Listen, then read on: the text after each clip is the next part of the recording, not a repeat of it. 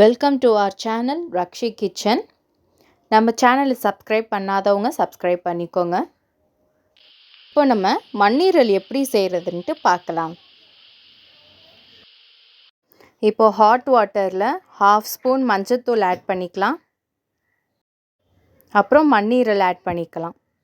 இது ஒரு 5 minutes hot வாட்டரில் இருந்தால் மட்டும் போதும். இப்போ ஒரு கடாயில் 2 ஸ்பூன் ஆஃப் ஆயில், சின்ன வெங்காயம் ஒரு 20 ஆட் பண்ணிக்கலாம். 1/2 ஸ்பூன் சால்ட் ஆட் பண்ணிக்கலாம்.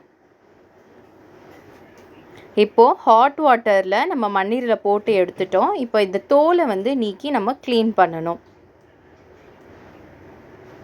இப்போ சின்ன வெங்காயம் நல்லா ஃப்ரை ஆனோன்னே 2 ஸ்பூன் ஆஃப் இஞ்சி பூண்டு பேஸ்ட் ஆட் பண்ணிக்கலாம்.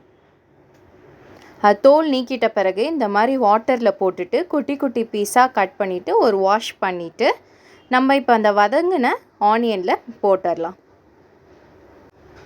இப்போது 1/2 ஸ்பூன் மஞ்சத்தூள், வீட்டு மிளகாத்தூள் 1 ஸ்பூன், தனியாத்தூள் 1/2 ஸ்பூன் ஆட் பண்ணலாம். இப்போது ஒரு சின்ன கிளாஸில் 1 கிளாஸ் வாட்டர் ஆட் பண்ணிக்கலாம். இப்போது ஒரு காஞ்ச மிளகா கிள்ளி போட்டுக்கலாம். இப்போ 1/2 ஸ்பூன் பெப்பர் ஆட் பண்ணிக்கலாம். தென் கருவேப்பிலை கொஞ்சம். அவ்வளோதாங்க. ரொம்ப சிம்பிளான ரெசிபி. உங்கள் வீட்டில் ட்ரை பண்ணி பார்த்துட்டு டேஸ்ட் எப்படி இருக்குன்னு கமெண்ட்டில் சொல்லுங்கள். தேங்க்யூ.